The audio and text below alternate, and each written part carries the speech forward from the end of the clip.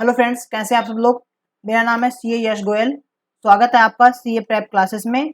हमने सीरीज शुरू करी थी जो कि थी इंटरनेशनल टैक्सेशन की। मैंने आपको प्रॉमिस किया था कि मैं आपका पूरा इंटरनेशनल टैक्सेशन का जो कोर्स है वो आपको फ्री ऑफ कॉस्ट यूट्यूब पे पढ़ाने वाला हूँ। सॉरी फॉर द डिले, 2 दिन से मेरी आपकी कोई क्लासेस नहीं आ पाई। तो मैं पहले आज आपको पूरी क्लासेस जो हमने अभी तक करी हैं उसका एक बार ओवरव्यू देता हूँ कि हमने अभी तक अपनी क्लासेस में क्या क्या पढ़ा है। देन हम आज स्टार्ट करेंगे हमारी आगे की क्लासेस। तो हमने जो चैप्टर शुरू किया था वो था एनआर टैक्सेशन का। हमने अपनी पहली क्लास में ओवरव्यू लिया था कि इंटरनेशनल टैक्सेशन क्या है, वो क्यों रिक्वायर्ड होता है। देन हमने एनआर टैक्सेशन का चैप्टर स्टार्ट किया था। ये जो एनआर टैक्सेशन का जो चैप्टर है हमारे सीए फाइनल की जर्नी में इनडायरेक्ट टैक्सेशन के अंदर सबसे मेजर इंपॉर्टेंट चैप्टर है। वो मेजोरिटी ऑफ द क्वेश्चंस आपके इसी चैप्टर के अंदर से आते हैं।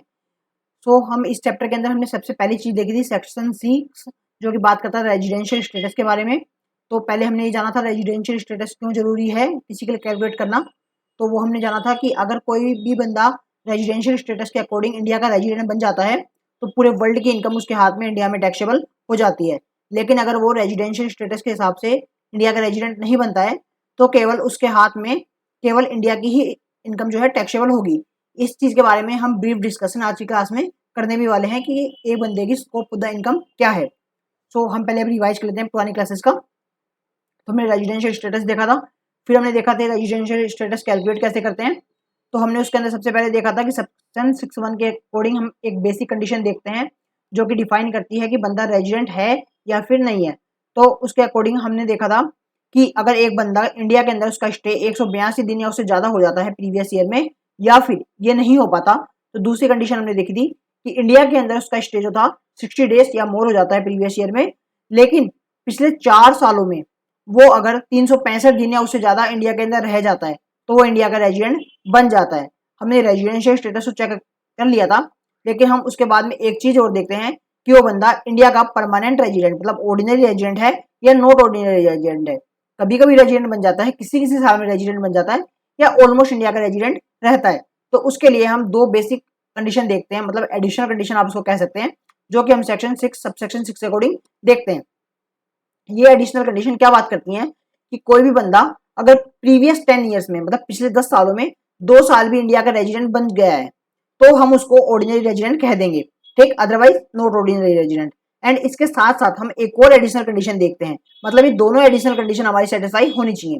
तो सेकेंड एडिशनल कंडीशन हम देखते हैं कि वो पिछले 7 सालों में 730 दिन या उससे ज्यादा इंडिया के अंदर रहा हो, ठीक है, उसका स्टे इन इंडिया 730 डेज और मोर होना चाहिए लास्ट 7 प्रीवियस ईयर्स में, ठीक। लेकिन हमने देखा था कि जो दो कंडीशन एडिशनल कंडीशन है हमें इसको देखने की जरूरत नहीं पड़ेगी। कब? उसके लिए कुछ केसेस थे, क्या थे कि अगर कोई बंदा इंडिया का सिटीजन है, वो छोड़ के चला गया है इंडिया, एम्प्लॉयमेंट आउटसाइड इंडिया, मतलब इंडिया से बाहर बिजनेस करने के लिए इंडिया को छोड़ के चला गया है। कोई बंदा इंडियन क्रू मेंबर है इंडियन शिप का जो इंडिया को छोड़ के जा चुका है, और कोई भी पर्सन है जो इंडियन ओरिजिन का है, इंगेज है इंडिया के बाहर, ठीक है, हमने देखा था। बाकी और भी हमने इसमें चीजें देखी थी, आप एक बार रीड आउट कर लीजिएगा। और अगर फिर भी आपको और ज्यादा अंडरस्टैंडिंग चाहिए तो मेरी प्रीवियस क्लासेस आप देख सकते हैं। मैं इस क्लासेस में केवल आपको एक ओवरव्यू दे रहा हूँ, ठीक। और हमने कुछ कंडीशन देखी थी कि अगर मान लो वो बंदा इंडिया का ओरिजिन का मतलब इंडियन का नेटिव है लाइक ऋषि सुनक, तब तो उसके लिए हम देखते हैं कि अगर उसकी इंडिया के अंदर प्रीवियस ईयर में इनकम 15 लाख या उससे कम है तो आप उसके ऊपर सेकंड बेसिक कंडीशन नहीं लगाएंगे। लेकिन अगर 15 लाख से उसकी इनकम एक्सीड कर गई है लेकिन वो बंदा इंडियन ओरिजिन का ही है तो हमने उसके लिए कुछ अलग से कंडीशन देखी थी उसकी, उसका जो 60 डेज है उसको हम रिप्लेस करके 120 डेज कर देंगे और बाकी कंडीशन उसके लिए सेम रहेंगी, ठीक। हमने वो कुछ देखा था, फॉरेन बाउंडशिप के बारे में बात करी थी इसके अंदर। फिर हम आगे थे सेक्शन 6(1)(a) के अंदर जो कि बात करता था डीम रेजिडेंट। ये सेक्शन क्यों लाया गया कि अगर कोई बंदा है जो इंडिया का सिटीजन है लेकिन उसकी जो इनकम है वो मतलब किसी और कंट्री के अंदर टैक्सेबल नहीं हो रही है और उसकी इंडिया की सेल्फ इनकम 1 लाख से एक्सीड हो गई है, तो इंडियन गवर्नमेंट कहती है भैया हम आपको रेजिडेंट मान लेंगे लेकिन ऑर्डिनरी रेजिडेंट नहीं मानेंगे और हम आपके ऊपर टैक्सेबल करेंगे, आपकी टैक्स लाइबिलिटी लगाएंगे इंडिया के अंदर, ठीक। फिर हमने देखा था सेक्शन 6(2) के according residential status of Hindu undivided family का, ठीक। ये कुछ ज्यादा हार्ड एंड फास्ट रूल नहीं था, बहुत इजी सा सेक्शन था, आप एक बार गो थ्रू कर सकते हैं। फिर हम देखा था सेक्शन 6(2) जो कि बात करता था residential status of firm, AOP और बीओआई और लोकल अथॉरिटी और आर्टिफिशियल जुडिशियल पर्सन। ये भी बहुत इजी सेक्शन था, ऑलमोस्ट हिंदू अनडिवाइडेड फैमिली के अकॉर्डिंग ही था, सेम टू सेम था, बस थोड़ा सा डिफरेंट था, ठीक। उसके बाद हमने देखा था हमारा जो मेजर सेक्शन था सेक्शन 6(3) जो कि बात करता था residential status of a company. उसके अंदर हम बात करते थे place of effective management poem की, कि अगर किसी कंपनी का पोएम जो है इंडिया से बाहर हो जाता है तो हम बोलते हैं कि भैया वो तो हमारी रेजिडेंट है ही नहीं। और जो पोएम की कंडीशन थी कि हम तभी देखते हैं जब किसी कंपनी का टर्नओवर ग्रेटर देन 50 करोड़ हो जाता है। तो पोएम देखने के लिए हम दो कंडीशन देखते हैं कि उसका एबीआई टेस्ट फुलफिल होना चाहिए और उसकी जो board of the majority board of the meeting है वो इंडिया के बाहर होनी चाहिए। अगर दोनों बेसिक कंडीशन हमारी फुलफिल हो जाती है तो हम कह देंगे उसका जो पोएम है वो इंडिया के अंदर नहीं है, इंडिया के बाहर है। लेकिन अगर ये दोनों टेस्ट में से कोई एक कंडीशन में हमारी फेल हो जाती है, फिर हम फर्दर चेक करते हैं कि वो बंदा इंडिया में उसकी पोएम आ रही है कि नहीं आ रही, मतलब उस कंपनी की पोएम इंडिया के अंदर आ रही है या नहीं आ रही। उसके अंदर हम दो चीज देखते हैं। पहली चीज कि वो जो पर्सन है, मतलब उसके जो कंपनी के जो मेजोरिटी जो होल्डर्स हैं, मतलब मेजर स्टेक होल्डर हैं या जो उसके की मैनेजमेंट पर्सन है, उनको हम आइडेंटिफाई करते हैं कौन है वो पर्सन जो कि की मैनेजमेंट करते हैं मेजरली, और वो कहाँ से बैठ कर डिसीजन हम ले रहे हैं। और एबीआई टेस्ट के अंदर एबीआई की हमने कुछ 4 कंडीशन देखी थी कि उसकी जो पैसिव इनकम है वो अप टू 50% होनी चाहिए, उसके जो टोटल एसेट का लेस देन 50% एसेट इंडिया के अंदर होना चाहिए, उसके टोटल एम्प्लॉइज का less than 50% employee base India के अंदर होना चाहिए, और उन 50% एम्प्लॉयज का भी जो पेरोल एक्सपेंस है वो लेस देन 50% ही होना चाहिए टोटल पेरोल एक्सपेंसेस के। फिर हमने कुछ डेफिनेशन देखी थी जो कि बहुत इजी है, आप एक बार गो थ्रू कर लीजिएगा। ठीक, हमने सब देखा था। उसके बाद हमने ट्रांजिशन मैकेनिज्म पढ़ा था कि कोई कंपनी अगर फर्स्ट टाइम इंडिया की रेजिडेंट बन जाती है ड्यू टू पोएम, देन हम उसके ऊपर कैसे उसका ट्रांजिशन करेंगे, उसके जो जो ब्रॉड फॉरवर्ड लॉसेस थे, उसके अनअब्जॉर्ब डेप्रिसिएशन थे, हम उसका क्या ट्रीटमेंट इंडिया के अंदर करेंगे, हम उसको कैसे अलाउ करेंगे, हमने उसकी ओपनिंग डब्ल्यूडीवी हम कैसे कैलकुलेट करेंगे, ये हमने चीज देखी थी। ठीक, फिर हमने देखा था कि हम उसके अनअब्जॉर्ब डेप्रिसिएशन और ब्रॉड फॉरवर्ड लॉसेस उसका क्या ट्रीटमेंट इंडिया के अंदर करेंगे। और फिर हमने देखा था कि उसको कब कब profit and loss account India के अंदर बनाने की जरूरत पड़ेगी, अगर वो डिफरेंट अकाउंटिंग ईयर फॉलो करते हैं तब हम उस केसेस में क्या करेंगे। ये चीज हमने इस सेक्शन के अंदर देख ली थी। फिर हमने आईसीआई के कुछ एग्जाम्पल देखे थे और फिर हमने अपनी उस दिन की क्लास को कंप्लीट कर दिया था। तो फ्रेंड्स, ये हमारा प्रीवियस क्लासेस का रिवीजन है। आज हम अभी स्टार्ट करेंगे हमारी लेटेस्ट क्लास, जिसके अंदर हम सबसे पहले बात करेंगे section 5 scope of total income. यहाँ आप 2 मिनट की ब्रीथिंग ले लीजिए, फिर हम आगे क्लास हमारी स्टार्ट करते हैं। ओके फ्रेंड्स, तो हम बात करेंगे आज की क्लास में सबसे पहले सेक्शन 5 जो कि स्कोप ऑफ टोटल इनकम है, कि किसी भी पर्सन का, नॉन रेजिडेंट का, हमारे इंडिया के अंदर स्कोप क्या रहेगा टोटल इनकम का, हम उसकी टोटल इनकम कैसे कैलकुलेट करेंगे, तो ये हम आज की क्लास में देखने वाले हैं। ठीक है, सबसे पहले हम टोटल इनकम के अंदर देखेंगे इंडियन इनकम, कि इंडियन इनकम क्या होती है। हम डेफिनेशन जानेंगे कि इंडियन इनकम की डेफिनेशन क्या है। तो उसके अंदर हम देखते हैं कि कोई भी इनकम जो रिसीव्ड है या डीम टू बी रिसीव्ड है इन इंडिया, कि मान लीजिए आपकी कोई भी तरह की इनकम, किसी भी तरह की इनकम अगर रिसीव हुई है इंडिया के अंदर या फिर होने वाली है इंडिया के अंदर रिसीव, तो हम उसको इंडियन इनकम मान लेंगे। दूसरी इनकम हम वो, उसके अलावा हम क्या कंडीशन देखते हैं कि कोई भी इनकम जो अक्रू अराइज हुई है या deem to be accrue arise हुई है इंडिया के अंदर, ठीक, वो भी हमारी इंडियन इनकम होती है। तो इसको हम एक एग्जाम्पल से समझते हैं। ठीक है, एक एग्जाम्पल हम देखते हैं। एग्जाम्पल 1, कि हमारे मिस्टर राम है, ठीक है, ये कोई सोशल मीडिया इन्फ्लुएंसर है। ठीक,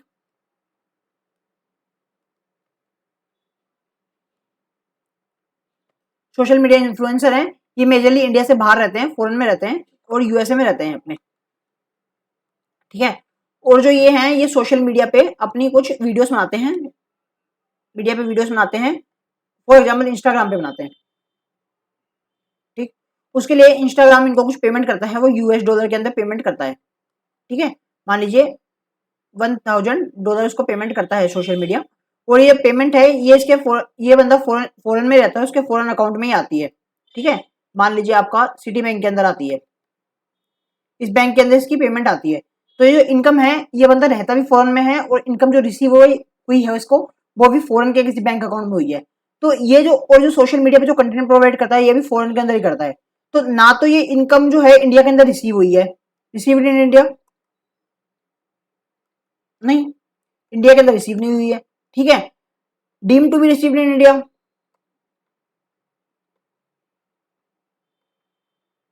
नहीं, इंडिया के अंदर डीम मान भी नहीं सकते। इंडिया में क्यों मानेंगे जब कंटेंट इंडिया में प्रोवाइड नहीं कर रहे। ठीक है, अक्रूअराइज इन इंडिया, नहीं, क्यों नहीं मानेंगे, क्योंकि भैया कंटेंट भी आप इंडिया के अंदर नहीं दे रहे, सब कुछ इंडिया के बाहर है। तो ये इनकम आपकी इंडियन इनकम हो ही नहीं सकती है, टोटली फॉरेन इनकम है। ठीक, हम एक दूसरा एग्जाम्पल लेते हैं। ठीक है, एग्जाम्पल 2, ये मिस्टर राम ही है,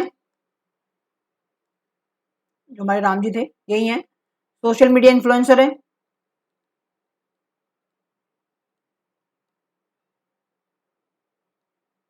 ठीक है। इंस्टाग्राम पे वीडियो बनाते हैं, ठीक। आजकल ट्रेंड चल रहा है ना इंस्टाग्राम का, हर कोई रील्स बनाता है, ठीक है, तो यही बनाते हैं।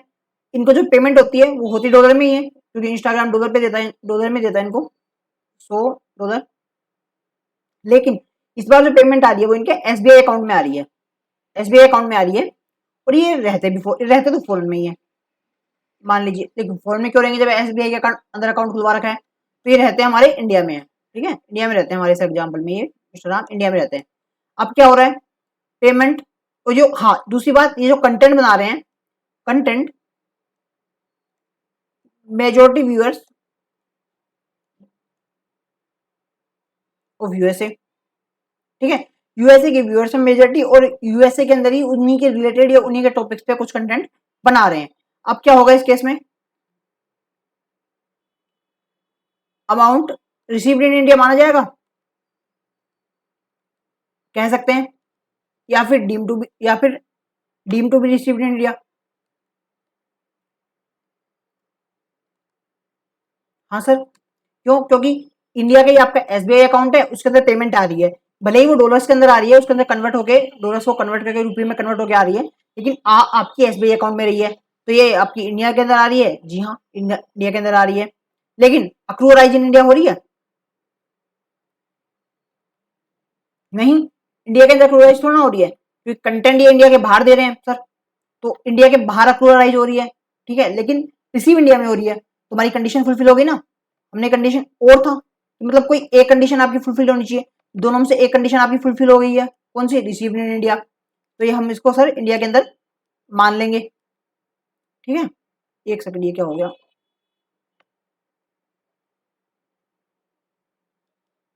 एक सेकंड दीजिएगा मुझे।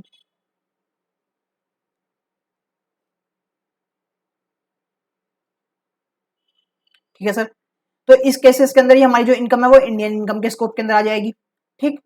और जो अगर हम दूसरा केस देते हैं, दूसरा केस लेते हैं, दूसरा केस हमने क्या लिया, एग्जाम्पल सेम लेते हैं हम, जो हमारा एग्जाम्पल है,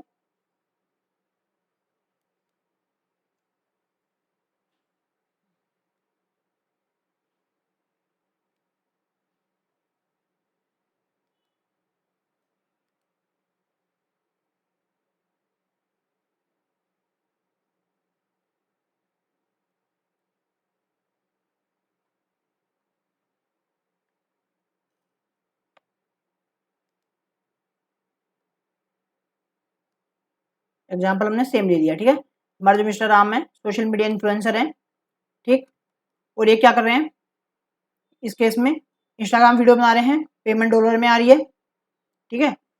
अब इंस्टाग्राम वीडियोस बना रहे हैं, पेमेंट किस में आ रही है? डॉलर में,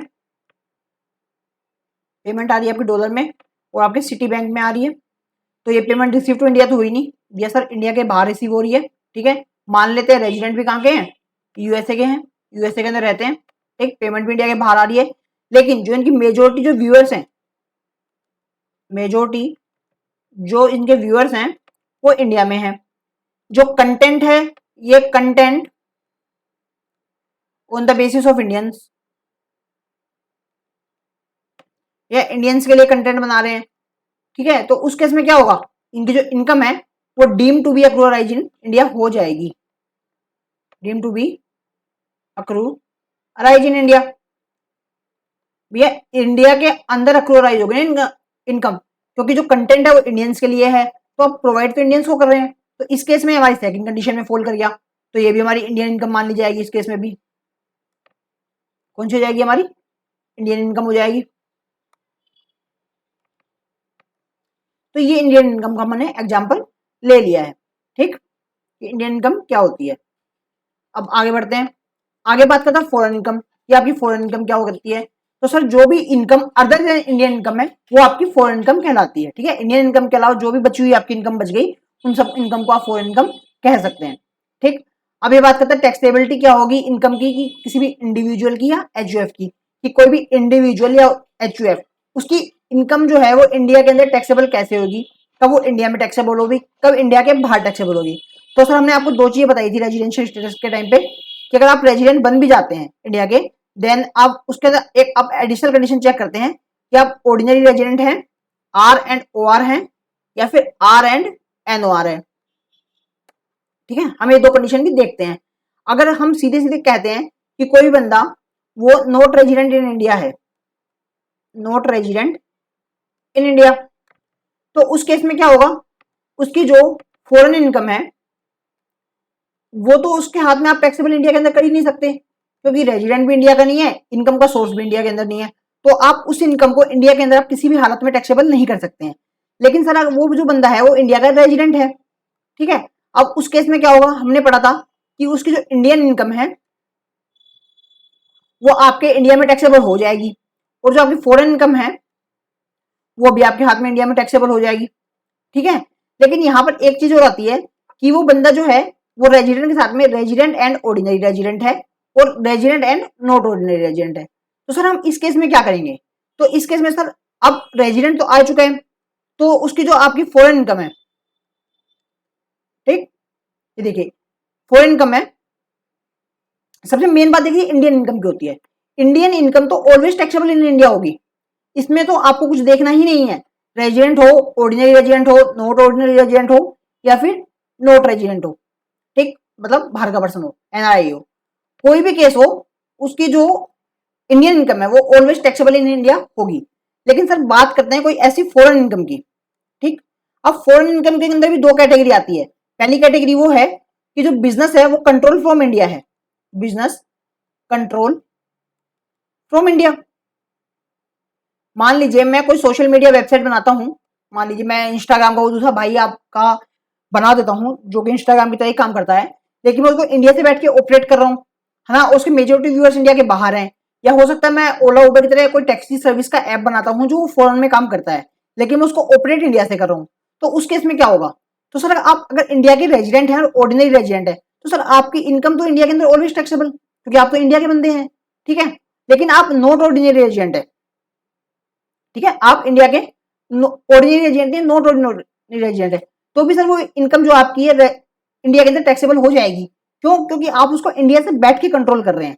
लेकिन इस केस में नॉन रेजिडेंट को राहत दे दी गई है कि आपकी इनकम फॉरेन है, भले ही आप किसी भी कारण से इंडिया के अंदर बैठ के उसको कंट्रोल कर रहे हैं, कुछ टाइम के लिए आए होंगे, लेकिन आपका बिजनेस बाहर सेटअप है, आप बाहर के पर्सन है, तो हम उस इनकम को, इनकम भी बाहर की है तो हम उसको इंडिया के अंदर टैक्सेबल नहीं करेंगे, कि भले ही आपने उसको इंडिया के अंदर बैठ के ऑपरेट किया हो, लेकिन हम उसको इंडिया के अंदर टैक्सेबल नहीं करेंगे। ठीक, अब कोई अदर फॉरेन इनकम है,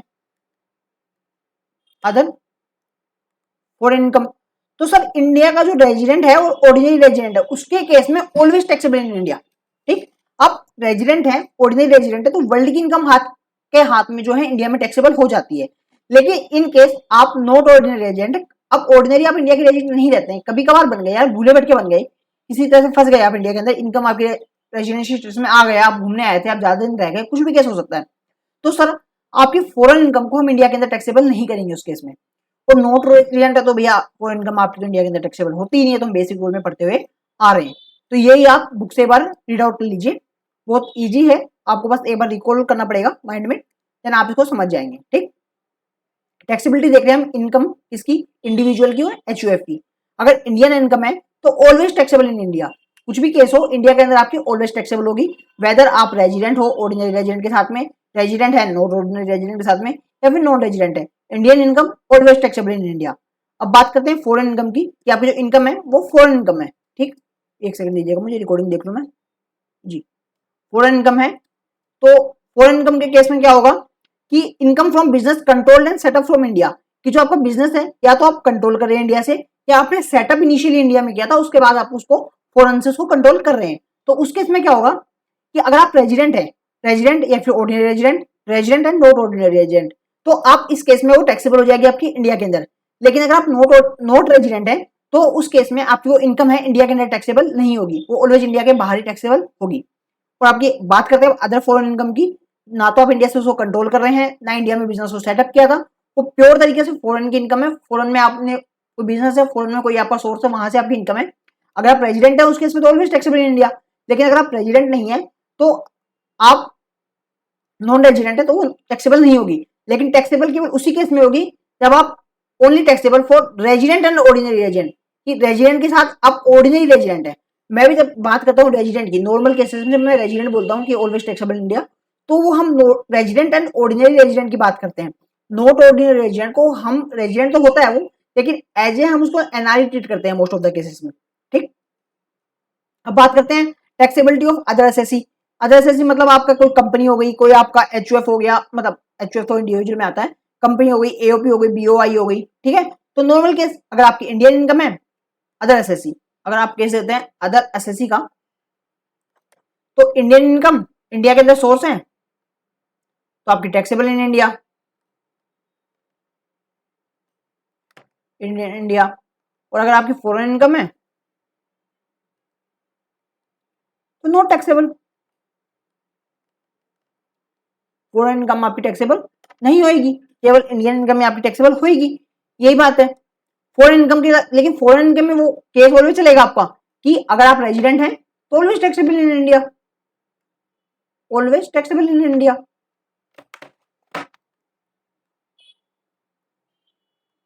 भैया अगर आप रेजिडेंट हैं इंडिया के तो आपको किसी भी तरह की राहत नहीं मिलेगी, आपके हाथ में वर्ल्ड की इनकम इंडिया के अंदर टैक्सेबल हो ही जाएगी।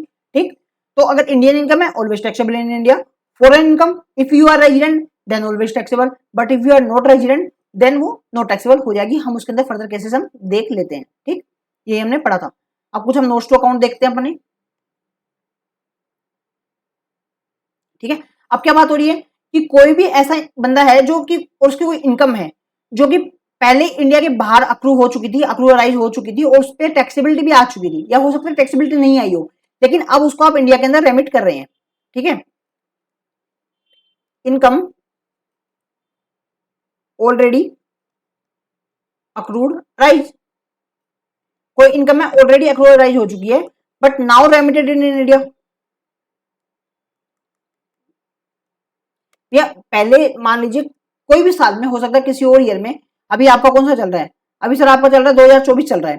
ठीक, 2024 चल रहा है ना, असेसमेंट ईयर 24-25 चल रहा है अभी, असेसमेंट ईयर 24-25 चल रहा है अभी आपका। हो सकता है आपकी वो इनकम जो है वो असेसमेंट ईयर 23-24 की थी। ठीक है, और वो अक्रूवराइज हो चुकी थी, वहां पर अक्रूवराइज हो चुकी थी असेसमेंट ईयर 23-24 में इन यूएसए। बट अब क्या कर रहे हैं, आप उसको रेमिटेड रिपेट्रिएट इन इंडिया कर रहे हैं। Now in assessment year 24-25 remitted dollar 1000 हुए थे मान लो, remitted dollar 1000 in India.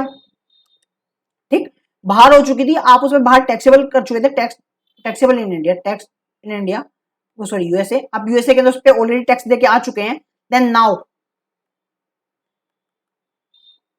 Now this dollar 1000 not taxable. क्यों सर? सर आप तो उस इनकम को पहले ही कमा चुके हैं, पिछले साल कमा चुके हैं, पिछले साल उस पर टैक्स भी भर चुके हैं फॉरेन में। अब तो आप उस पैसे को इंडिया के अंदर रेमिटेड कर रहे हैं, रिपेट्रिएट कर रहे हैं, लेके आ रहे हैं, तो सर अब उसके ऊपर टैक्सेबल नहीं होगा, वो इनकम आपकी एग्जेम्प्ट हो जाएगी। ठीक, यही हमारे नोट्स के अंदर कहा गया है, if any income already tax based on accrual accounting, अगर अक्रूवल अकाउंटिंग के बेसिस पे ऑलरेडी वो इंडिया के बाहर टैक्सेबल हो चुकी है, कि आपको रिसीव नहीं हुई थी, अब अक्रू हो चुकी थी तो वहां टैक्सेबल हो चुकी थी, अब वो आपको रिसीव हुई है, आप उसको इंडिया के अंदर रिपेट्रिएट कर रहे हैं, रेमिटेड कर रहे हैं, remitted in India, not taxable again. आप एक इनकम को दोबारा टैक्सेबल कैसे कर सकते हैं? अगर कोई इनकम आपकी ऑलरेडी टैक्सेबल हो चुकी है तब आप उसको दोबारा उस पर टैक्स कैसे लेके आ रहे हैं? ये तो नाइंसाफी है, आप अगेन उस पर टैक्सेबल कर रहे हैं, अपने उसके लिए छूट दे दी गई आपको लोग के अंदर। ठीक, अब सर आप बोल रहे हैं कि आप इतनी देर से आप बात कर रहे हैं अक्रूवराइज इन इंडिया, अक्रूवराइज इन इंडिया, इसका मतलब क्या होता है? इसका मतलब होता है अक्रूवराइज में उसका जो सोर्स है इनकम का वो इंडिया के अंदर सिचुएटेड है। लाइक आप मान लीजिए मिस्टर राम जो है, हम उन्हीं का एग्जांपल लेते हैं, उन्हीं का ये होटल है, होटल है, होटल राम। ठीक, ये कहां पर है? मुंबई में है, ताज होटल के सामने, ये अपनी होटल ताज, ताज है, ताज के सामने है। तो ताज के सामने जो इनकी होटल है, होटल राम, ये जो सिचुएटेड है वो मुंबई में है, सिचुएटेड इन मुंबई। तो इसकी जो जितनी भी इनकम आप इससे कमाएंगे वो आपकी इंडिया में ही अक्रूवलाइज होगी, क्योंकि उसका सोर्स ही इंडिया में है, इंडिया से ही वो कमाई जा रही है। तो यही हमारे सेकंड नोट में मैंने आपको एक्सप्लेनेशन दी है। Income accrue arise in India means source of income situated in India. तो ये हमने सेक्शन हमारा 5 देखा जो कि बात करता था स्कोप ऑफ टोटल इनकम की टोटल इनकम क्या होगी, कौन सी इनकम इंडिया के अंदर टैक्सेबल होगी, कौन सी नहीं होगी, किस रेजिडेंट की कौन सी इनकम इंडिया के अंदर टैक्सेबल होगी। तो ये हमने इसके अंदर देख लिया सेक्शन 5 में। आप एक बार इसको गो थ्रू कर लीजिए, देन फिर हम अगले सेक्शन की ओर बढ़ेंगे जो कि हमारा बात करेगा income deemed to be received in India. ऐसी कौन सी इनकम है जो मान ली जाएगी कि इंडिया के अंदर रिसीव हुई है, वेदर इंडिया के अंदर एक्चुअल में रिसीव हुई हो या नहीं हो, लेकिन हम उसको इंडिया के अंदर ही रिसीव मान लेंगे। तो एक बार आप इसको देख लीजिए। जब तक I have take a sip of water, एक 1 मिनट दीजिए, मैं फुल स्क्रीन लगा देता हूँ।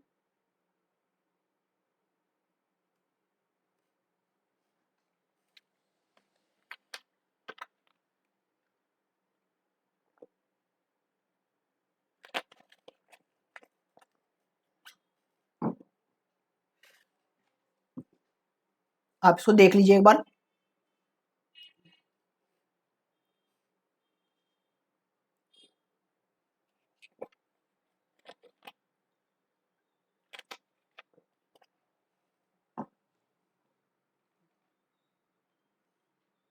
आई होप आपने देख लिया। हो सकता है आप स्क्रीनशॉट भी लिया हो आपने, अगर नहीं लिया है तो आप वीडियो को बैक करके एक बार स्क्रीनशॉट ले लीजिएगा, ठीक है। तो हम आगे बढ़ते हैं, ठीक। अब हम बात करते हैं सेक्शन 7 की जो कि बात करता है income deem to be received in India. तो सर ये सेक्शन 3 बातों के ऊपर बात करता है कि अगर आपने पब्लिक प्रोविडेंट फंड के बारे में बात सुनी होगी कि कोई भी एम्प्लॉयज होता है, एम्प्लॉयज का कॉन्ट्रीब्यूशन होता है पब्लिक प्रोविडेंट फंड के अंदर। तो अगर आपका एम्प्लॉयर आपका 12.5% या उससे ज्यादा, सॉरी 12% ऑफ सैलरी से ज्यादा, 12% ऑफ सैलरी इससे एक्सेस अगर डिपॉजिट करता है इन रिकॉग्नाइज्ड प्रोविडेंट फंड, ठीक है, या फिर आपका 9.5% से ज्यादा इंटरेस्ट क्रेडिट होता है,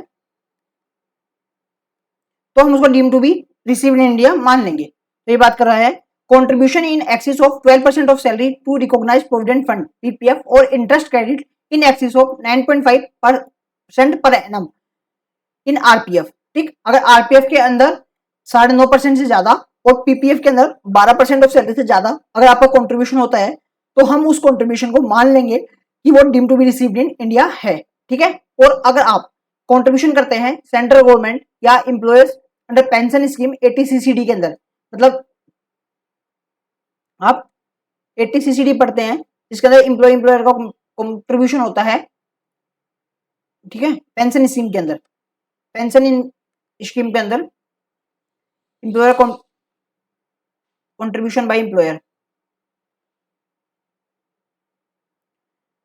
तो वो भी always irrespective of the percentage आपका मान लिया जाएगा कि वो deem to be received in India है कि नहीं है। एंड आपका थर्ड केस था कि अगर आप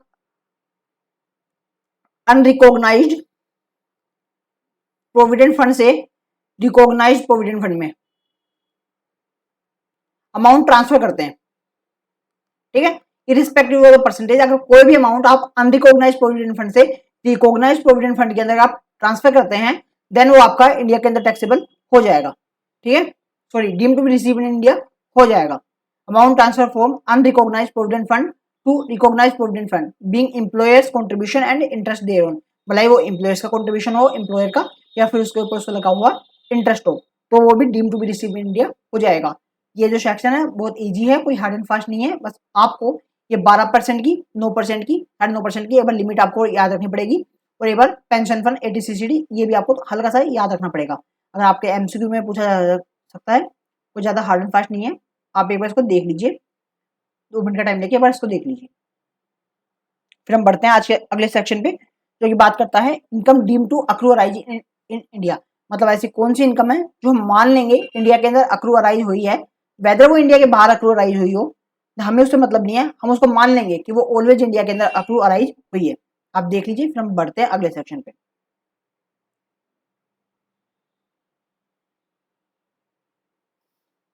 ओके फ्रेंड्स, आपने देख लिया, तो हम बढ़ते हैं अगले सेक्शन पे जो कि सेक्शन 9 है। बात करता है income deem to be accrue arise in India. तो सर वो कौन सी इनकम है जो मान ली जाएगी कि अक्रूराइज हुई है इंडिया के अंदर, ठीक है। एक्चुअली में वो नहीं हुई है, लेकिन हम उसको मान लेंगे कि इंडिया के अंदर अक्रूराइज हुई है। तो सर वो इनकम है कोई भी ऐसी इनकम। सबसे पहले आपको जानना पड़ेगा, एक बिजनेस कनेक्शन होता है किसी भी पर्सन का इंडिया के अंदर, कोई बिजनेस कनेक्शन है, ठीक है, बाहर का नॉन रेजिडेंट है लेकिन वो कनेक्टेड है इंडिया के अंदर, किसी भी तरह का उसका कनेक्शन है। हम इसकी डेफिनेशन आगे पढ़ने वाले हैं, बट एक बार आप मान लीजिए कि बिजनेस कनेक्शन नाम की कोई एक चीज होती है, ठीक। तो हम पहले बात करते हैं कि एनी इनकम अक्रू और अराइजिंग टू एन एसएससी, कि कोई भी एसएससी है इंडिया के अंदर टैक्स असेस करता है, उसकी जो इनकम है वो अक्रू और अराइज हुई है any place outside India, India के बाहर वो इनकम उसकी अक्रू अराइज हुई है, वेदर डायरेक्टली और indirectly through business connection in India, उसका बिजनेस कनेक्शन था इंडिया में, उसके अकॉर्डिंग इंडिया के बाहर उसकी इनकम अक्रू अराइज हुई हो, या कोई प्रॉपर्टी उसकी इंडिया के अंदर सिचुएटेड हो, उसके अकॉर्डिंग इसकी इनकम इंडिया के बाहर अक्रू अराइज हुई हो, या कोई भी असेट जिसका सोर्स ऑफ इनकम इंडिया के अंदर हो, ठीक है, किसी भी तरह का कोई एसेट हो जिसका सोर्स इंडिया के अंदर हो, और transfer of capital asset situated in India, India के अंदर कोई भी उसका कैपिटल एसेट था उसने उसको ट्रांसफर कर दिया है, अगर इस तरह की कोई भी उसकी इनकम हुई हो जो कि बिजनेस कनेक्शन के थ्रू हुई हो, तो हम उस इनकम को deem to be accrue arise in India मान लेंगे, ठीक है। तो ये बात करता था सेक्शन 9 सबसेक्शन 1, उसके अकॉर्डिंग हमने बात देखी। अब हम डेफिनेशन देखते हैं बिजनेस कनेक्शन क्या होता है, तो आपको इससे ज्यादा क्लैरिटी मिलेगी। बिजनेस कनेक्शन के अंदर इंक्लूड होती है कोई भी बिजनेस एक्टिविटी जो कैरी आउट करी जाती है किसी भी पर्सन के बिहाफ पे, मतलब किसी भी पर्सन के द्वारा जो एक्टिंग करता है on behalf of the non resident, मतलब कोई नॉन रेजिडेंट है उसने इंडिया के अंदर कोई एक पर्सन अपॉइंट कर दिया है अपना, लाइक आप एग्जांपल लेते हैं, एप्पल कंपनी है, एप्पल जो है मान लीजिए नॉन रेजिडेंट इंडिया की, तो उसने किसी भी एक पर्सन को इंडिया के अंदर अपॉइंट कर दिया है और कहा भैया मेरे बिहाफ पे आप यहाँ पर कोई भी चिप्स जो है वो मैन्युफैक्चर कर दीजिए, ठीक है। तो ये पर्सन है ये एक्टिंग कर रहा है on behalf of the non resident, वो उसके बिहाफ पे काम कर रहा है, डायरेक्टली उसी के बिहाफ पे काम कर रहा है, ठीक। लेकिन इसके अंदर कुछ कंडीशन हमने अटैच कर दी है कि वो जो है वो हैबिचुअली होना चाहिए कि वो उसी के लिए काम करता हो, कोई कॉन्ट्रैक्ट उसका उसके साथ हुआ है, वो उसके अलावा किसी और को उस टाइप की सर्विस ना देता हो, वो केवल उसी को एक्सक्लूसिवली उसी को देता हो, परमानेंट देता हो, हमेशा देता हो, ऐसा नहीं कि अभी दे रहा है अभी नहीं दे रहा कभी और दे रहा, नहीं, वो हमेशा उसी को देता हो, और वो बंदा भी मेजोरिटी ऑफ द सर्विस इसी बंदे से लेता हो, वो नॉन रेजिडेंट इसी बंदे को हायर करता हो हर बार इस तरह की सर्विसेज के लिए, ठीक है, तभी ये बिजनेस कनेक्शन माना जाएगा। अगर ऐसा है कि ये बंदा एजेंट है जो इंडिया में बैठा हुआ है, ये उसके अलावा और लोगों के लिए काम करता है, तो फिर उस केस में हम बिजनेस कनेक्शन नहीं कहेंगे, इसको इंडिविजुअल मान लेंगे, ये इंडिविजुअल बेसिस पे काम कर रहा है, तो वहां पर बिजनेस कनेक्शन स्टेब्लिश नहीं माना जाएगा, ठीक है। तो ये चीज हम आगे पढ़ेंगे। Business connection is establish the person acting on behalf of the non resident, कब माना जाएगा, जो ये तब माना जाएगा बिजनेस कनेक्शन जब जो मतलब जो बंदा इंडिया के अंदर स्टेब्लिश किया गया है, इंडिया के अंदर जो कनेक्शन किया गया है, उसके बाद है अथॉरिटी है, पूरी तरह से अथॉरिटी है उसके अंदर, जो कि हैबिचुअली मतलब मेजोरिटी उसी के लिए एक्सरसाइज करता है, कंक्लूड करता है कॉन्ट्रैक्ट्स इंडिया के अंदर, मतलब उस नॉन रेजिडेंट ने उस बंदे को एक तरह से पावर ऑफ अटॉर्नी दे रखी है कि भैया मेरे बिहाफ पे तू इंडिया के अंदर कोई भी कॉन्ट्रैक्ट एग्जीक्यूट कर सकता है, किसी से भी तू पैसा ले सकता है ना, किसी भी तरह का स्टॉक मेंटेन कर सकता है, ठीक है, तू इंडिया के अंदर मेरे बिहाफ पे तू इंडिया के अंदर अपॉइंटेड है, मेरे बिहाफ पे तू इंडिया के अंदर काम करेगा, तो वही है उस नॉन रेजिडेंट ने उसको अथॉरिटी दे रखी है कि तू हैबिचुअली मतलब मेजरली हमेशा मेरे बिहाफ पे एक्सरसाइज करता हो, कंक्लूड कर ले, कोई भी कॉन्ट्रैक्ट जो है बना ले उसको कंक्लूड कर ले, ठीक है। और कुछ ऐसे केसेस भी हैं जहां पर आपने अथॉरिटी तो नहीं दी है कि आपने प्रॉपर किसी रिटर्न में अथॉरिटी उस बंदे को नहीं दी है, लेकिन हैबिचुअली मतलब मोस्ट ऑफ द केसेस में देखा जाता है कि वो बंदा इंडिया के अंदर स्टॉक ऑफ गुड्स है या ऐसे मेंटेन कर रहा है उस नॉन रेजिडेंट के बिहाफ पे, ठीक है।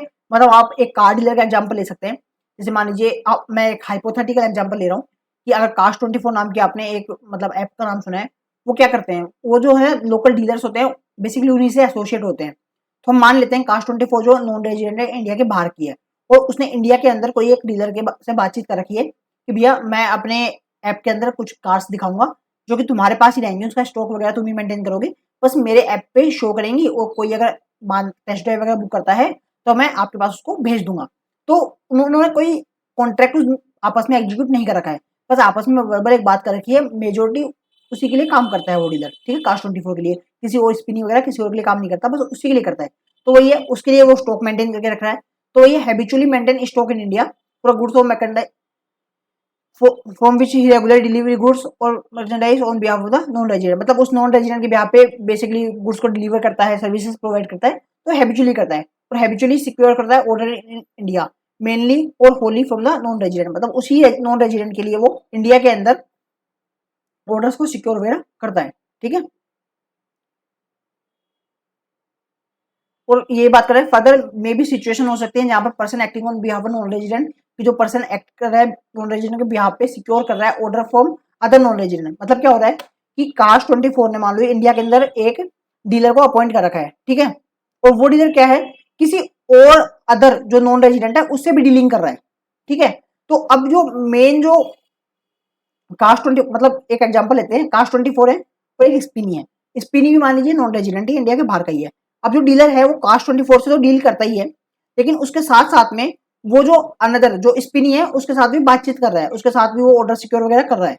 तो हम उसके इसमें कहेंगे कि भैया कास्ट 24 तो नॉन रेजिडेंट है और उसके साथ बिजनेस कनेक्शन है उसका स्पिनी मतलब वो डीलर, तो हम तो उसको एक्टिंग ऑन बिहाफ मान लेंगे। लेकिन व्हाट अबाउट स्पिनी, हम उसको क्या करेंगे? ठीक है, तो उस केस में कहेगा कि हम उसको कि कुछ सिचुएशन हो सकती है weather person acting on behalf of non resident secure order from other non resident, मतलब जो डीलर है वो कास्ट 24 से तो ऑर्डर सिक्योर कर रहा है, साथ साथ वो स्पिनी से भी ऑर्डर सिक्योर कर रहा है। ठीक है, in such case business connection for other non resident is establish if, तो उस अदर नॉन रेजिडेंट का जो स्पिनी है उसका बिजनेस कनेक्शन वो डीलर कब माना जाएगा, किस केस में माना जाएगा, वो ये बात कर रहे हैं।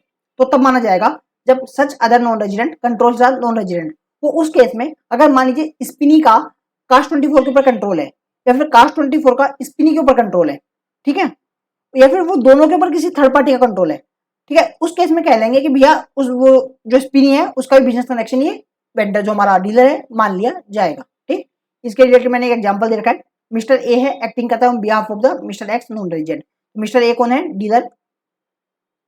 मिस्टर एक्स कौन है? कास्ट 24। ठीक है, तो सिक्योर ऑर्डर मतलब जो मिस्टर ए है वो सिक्योर ऑर्डर कर रहा है मिस्टर एक्स से भी मिस्टर वाई से भी। तो मिस्टर एक्स तो उसका बिजनेस कनेक्शन है स्टेब्लिश इन इंडिया, हमने मान रखा है कि कास्ट 24 तो उसका बिजनेस कनेक्शन है। लेकिन जो स्पिनी है वो बिजनेस कनेक्शन कब माना जाएगा? स्पिनी इफ स्पिनी कब माना जाएगा? जब mister X control by mister Y, अगर कास्ट 24 स्पिनी से कंट्रोल हो रहा हो, या फिर mister Y is control by mister X, जो स्पिनी है वो कंट्रोल हो रहा हो मिस्टर एक्स से, मतलब आपस में या तो ये इससे हो रहा है या ये उससे हो रहा हो, या इन दोनों को कोई मिस्टर जेड है, ये हम मान लेते हैं ओएलएक्स मान लेते हैं, अगर ओएलएक्स है ये मिस्टर एक्स को भी कंट्रोल कर रहा है मिस्टर वाई को भी कंट्रोल कर रहा है, तो उस केस में मान लेंगे। यहाँ पर जो मैंने आपका कास्ट 24 स्पिनी और ओएलएक्स का एग्जाम्पल दिया है, वैसे तो रेजिडेंट है इंडिया की कंपनी है, लेकिन मेरे एग्जाम्पल में हाइपोथेटिकल है तो हम इसको नॉन रेजिडेंट मान के चल रहे हैं। ठीक है, तो हमने एक एग्जाम्पल लिया था। ये जो आपका एक टॉपिक है जो मैंने भी आपको बताया है, ये 3 सिचुएशन वाला, ये थोड़ा टिपिकल जाता है, मेरे को भी टाइम लगा इसको मतलब मतलब मैं समझ नहीं पा रहा था मैं इसको कैसे आपको समझाऊं, बट ये बहुत है थोड़ा टिपिकल, लेकिन आप इसमें एक बार देखिए ढंग से, अगर आपको एक बार समझ में आ गया देन ये बहुत आसान हो जाएगा आपके लिए। ठीक है, अब आगे कुछ बात करते हैं। मैंने बात की थी वो एजेंट है, वो मतलब उसका केवल कास्ट 24 के लिए काम कर रहा है, ठीक है, लेकिन व्हाट अबाउट कि वो इंडिविजुअल है, ये उसका एक इंडिविजुअल स्टेटस है, वो किसी के लिए कभी भी कोई भी काम कर लेता है, तो उस केस में हम क्या देखेंगे? तो उस केस में मैंने आपको थोड़ी देर पहले बताया था कि जो बिजनेस कनेक्शन है उस केस में वो हम स्टेब्लिश नहीं करेंगे, मतलब उसको इंडिपेंडेंट स्टेटस है भैया उसको, तो वो उसका एजेंट नहीं है, तो बिजनेस कनेक्शन मतलब एजेंट नहीं है, वो बस अपना इंडिविजुअल काम कर रहा है, जिस मर्जी को जो मर्जी सर्विस दे रहा है, तो उस केस में हम मान लेंगे कि भैया ये आपके बिजनेस कनेक्शन नहीं है, तो ये बिजनेस कनेक्शन नहीं है, तो वही बात हमारे पैराग्राफ क्या है आप पढ़ सकते हैं। Business connection however shall not be establish, इस केस में बिजनेस कनेक्शन जो है स्टैब्लिश नहीं होगा, नहीं माना जाएगा किसी भी तरह का बिजनेस कनेक्शन। वेयर, कहां पर, कब, किस केस में? When non resident carries on business through a broker, अगर नॉन रेजिडेंट है वो कैरी कर रहा है बिजनेस किसी ब्रोकर के थ्रू, जनरल कमीशन एजेंट या एनी अदर एजेंट, मतलब जो आपका जो डीलर था मान लीजिए वो कॉमन डीलर है, वो एज ए ब्रोकर काम करता है, सबके लिए सबको सर्विस देता है, जनरल कमीशन में बात करता है, वो बोलता है भैया कार्स दिखाओ बिकेगी कमीशन ले लेना, कमीशन पे बात करेंगे, मेरे पास कार पड़ी है, मैं स्पिनी पे भी दिखा रहा हूँ अपनी कार डीलर की, कार्स 24 पे भी दिखा रहा हूँ, ओएलएक्स पे भी दिखा रहा हूँ, जहां से बिक जाएगी जो बायर ला के दे देगा हम उसको कमीशन दे देंगे, कमीशन बेसिस पे काम कर रहा है। ठीक है, या कोई और अदर एजेंट किसी और अदर एजेंट से एसोसिएट होकर काम कर रहा है, तो वो इंडिपेंडेंट उसका स्टेटस है, हैविंग अ इंडिपेंडेंट स्टेटस, उसका अपना इंडिपेंडेंट खुद का स्टेटस है। ठीक है, तो in such if such a person is acting in ordinary course of the business, मतलब ordinary normal course of business के अंदर वो इंडिपेंडेंटली काम करता है, मतलब उस डीलर के बिहाफ पे काम नहीं करता है किसी के लिए, तो हम उस केस में मान लेंगे कि एजेंट है उसका मान लिया जाएगा कि इंडिपेंडेंट स्टेटस है, और मेनली वर्क करता है मतलब नोट वर्क मतलब मेनली उस वर्क नहीं करता है, not Holi for non resident, उस नॉन रेजिडेंट के लिए कास्ट 24 के लिए वो जनरली काम नहीं करता है, तो उस केस में बिजनेस कनेक्शन नहीं होगा। ठीक। अब एक कहानी आती है सिग्निफिकेंट इकोनॉमिक प्रेजेंस, कि किसी भी बंदे की इंडिया के अंदर सिग्निफिकेंट मतलब मेजरली इकोनॉमिक प्रेजेंस मान ली जाएगी कि वो इकोनॉमिकली के लिए इंडिया में प्रेजेंट है। जैसे रिलायंस है, रिलायंस हमारी इकोनॉमिकली इंडिया के अंदर प्रेजेंट है, इंडिया की कंपनी है, इंडिया में बेसिकली काम करती है, इंडिया की है। लेकिन बहुत सारे ऐसे ऐप हैं, बहुत सारी ऐसी कंपनीज हैं जो बाहर की हैं, लेकिन उनकी इंडिया के अंदर एक अच्छी प्रेजेंस है, अच्छा खासा कस्टमर बेस है, अच्छा खासा काम करते हैं। आप एग्जाम्पल लीजिए गूगल का, गूगल का एक बहुत अच्छा बेस इंडिया के अंदर है, बहुत अच्छा कस्टमर बेस है, बहुत से यूजर्स इंडिया में अंदर है। इंडिया हमारा जो है ग्रोइंग मार्केट है, तो बहुत सारी बाहर की कंपनियां चाहती हैं कि इंडिया के अंदर काम करें, इंडिया के अंदर अपना बिजनेस बढ़ाएं। तो उनका मतलब है वो इंडिया के अंदर उनका कोई ऑफिस नहीं है। आज आप देखते हैं गूगल का इंडिया में कोई भी ऑफिस नहीं है, वो बाहर से ही ऑपरेट हो रहा है, यूएसए से ऑपरेट हो रहा है, लेकिन उसकी एक प्रेजेंस तो है इंडिया के अंदर, एक सिग्निफिकेंट प्रेजेंस है। बहुत से ऐसे ऐप है, फेसबुक हो गया, इंस्टाग्राम हो गया, उसका मेजोरिटी जो यूजर बेस है वो इंडिया के अंदर है, लेकिन उनका इंडिया के अंदर कोई भी ऐसा ऑफिस नहीं है, बट वो काम कर रहे हैं इंडिया के अंदर। तो उस केस में हम कैसे मानेंगे, उसकी रेजिडेंशियल स्टेटस कैसे लेके आएंगे, क्या करेंगे, मतलब उसके अंदर कुछ तो आपको बात करनी पड़ेगी ना। तो हमने कहा कि कुछ ऐसे केसेस है वहां पर हम मान लेंगे कि उस कंपनी का सिग्निफिकेंट इकोनॉमिक प्रेजेंस है इंडिया के अंदर, और हम उसके अकॉर्डिंग आगे रेजिडेंशियल स्टेटस एंड टैक्सेबिलिटी उसके अकॉर्डिंग देख लेंगे। तो सबसे पहले हम जानते हैं कि सिग्निफिकेंट जो आपका इकोनॉमिक प्रेजेंस है वो कब माना जाएगा। तो सर वो दो केसेस में माना जाएगा। मान लीजिए कि आपकी जो कंपनी है वो क्या करती है, सर्विस प्रोवाइड करती है नॉन रेजिडेंट को, मतलब मतलब कोई नॉन रेजिडेंट है वो कोई भी सर्विस प्रोवाइड करता है इंडिया के अंदर, कोई डाउनलोड है, सॉफ्टवेयर डाउनलोड कर रहा है, जैसे इंस्टाग्राम की सर्विस कह सकते हैं।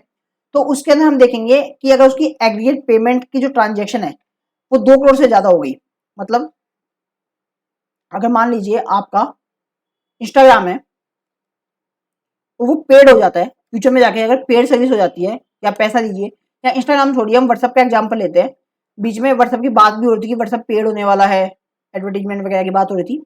तो व्हाट्सएप है, मान लीजिए वो पेड है,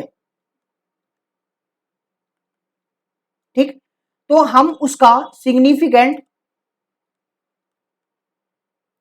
इकोनॉमिक प्रेजेंस इन इंडिया कब मानेंगे कि भैया व्हाट्सएप की सिग्निफिकेंट इकोनॉमिक प्रेजेंस इंडिया में कब है, किस केस में हम उसको मानेंगे। तो उसका पहला केस था कि अगर उसका नेट रिवेन्यू जो है from transaction in India is greater than 2 CR, कि उनका इंडिया के अंदर रिवेन्यू 2 CR से ज्यादा हो रहा है, या फिर उनका डाउनलोड या यूजर बेस जो है वो 3 करोड़ से ज्यादा है। तो यही हमारा सेक्शन बात कर रहा है, ठीक है। एटलीस्ट 3 करोड़, मतलब 3 करोड़ और मोर है, ठीक है, कि उनका जो in respect of any good service property carried out by non resident, कोई भी नॉन रेजिडेंट है वो गुड्स दे रहा है, सर्विस प्रोवाइड कर रहा है, या कोई प्रॉपर्टी कैरिड कर रहा है इंडिया के अंदर with any person in India, मतलब इंडिया के किसी पर्सन से कोई भी तरह की ट्रांजेक्शन वो अगर कर रहा है, उसका जो प्रोविजन ऑफ डाउनलोड है, डाटा है, सॉफ्टवेयर है इंडिया के अंदर, उसकी जो एग्रीगेट पेमेंट है arising from such transaction during the previous year should exceed 2 crore, कि उसकी जो ट्रांजेक्शन है वो इंडिया के अंदर 2 करोड़ से अगर एक्सीड कर जाती है, तो उस केस में हम उसको सिग्निफिकेंट प्रेजेंस इन इंडिया मान लेंगे। और दूसरे केस में अगर उसका interaction with the users in India, India के अंदर जो यूजर्स है उनके साथ इंटरेक्शन उसका एटलीस्ट 3 लाख, सॉरी मैंने ऊपर गलती से 3 करोड़ कह दिया था सर, ये मेरी mistake, greater equal to 3 lakhs, कि उनका यूजर बेस अगर 3 लाख या उससे ज्यादा हो जाता है, 3 लाख या उससे ज्यादा लोगों ने अगर उसको इंडिया के अंदर डाउनलोड कर लिया है, देन हम मान लेंगे उसकी significant economic presence in India है।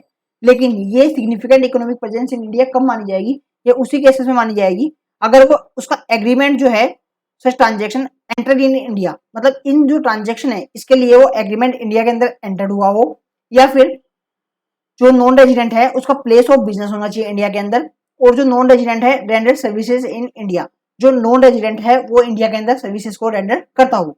यहाँ पर इस केस में ध्यान देने वाली बात यह है, अब आप कहेंगे सर व्हाट्सएप का तो कोई प्लेस ऑफ बिजनेस इंडिया में नहीं है, तो आपने ध्यान नहीं दिया, यहाँ पर और आ रहा है, ठीक है, कि इन जो केसेस हैं ये जो और आ रहा है बीच में, मतलब कि इनमें से कुछ एक कंडीशन फुलफिल होनी चाहिए। व्हाट्सएप का प्लेस ऑफ बिजनेस इंडिया के अंदर नहीं है, लेकिन वो सर्विस इंडिया के अंदर रेंडर कर रहा है, ठीक है, तो इसमें से एक कंडीशन तो फुलफिल हो गई है ना।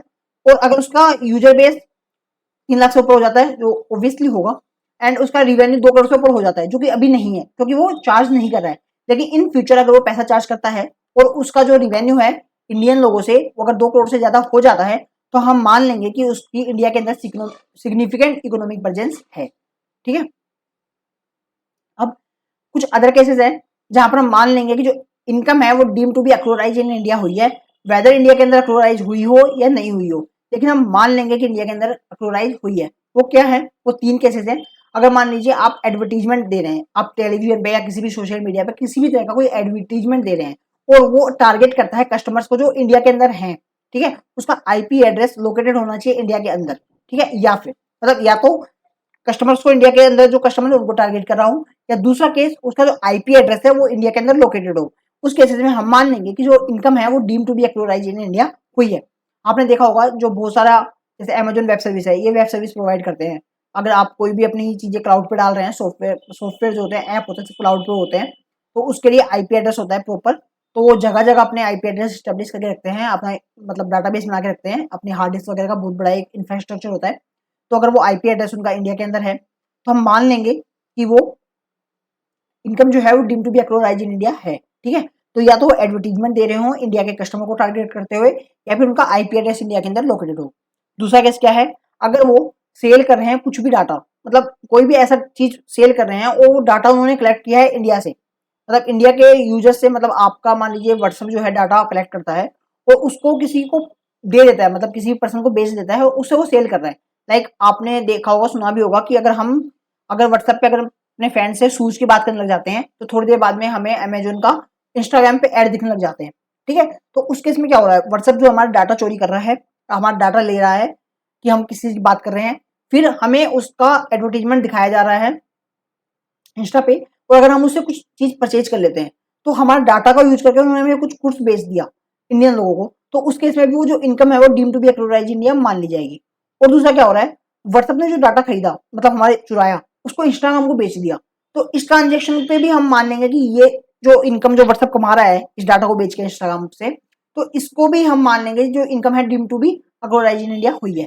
तो 3 केसेस हम देखते हैं 1 to 1। मैंने पहला केस आपसे बात किया, कोई एडवर्टीजमेंट जो टारगेट कर रहा है कस्टमर को इंडिया के अंदर, या फिर उसका IP address located in India हो। दूसरी कंडीशन जो मैंने आपको बताई थी, जो मैंने थर्ड पॉइंट है जो मैंने सेकंड नंबर पे आपको बता दिया था, आप सेल कर रहे हैं किसी भी गुड्स का या सर्विस का यूजिंग डाटा यूज करते हुए जो कि आपने कलेक्ट किया है पर्सन से जो इंडिया के रेजिडेंट है, या फिर उनका आईपी एड्रेस इंडिया के अंदर लोकेटेड है। तीसरा, हमको डाटा कलेक्ट कर रहे हैं पर्सन का जो इंडिया के अंदर रेजिडेंट है, या फिर उसका आईपी एड्रेस है, उसको हम सेल करके जो भी हम मनी कमा रहे हैं वो भी हम मान लेंगे डीम टू एक्लोराइज इन इंडिया होगी।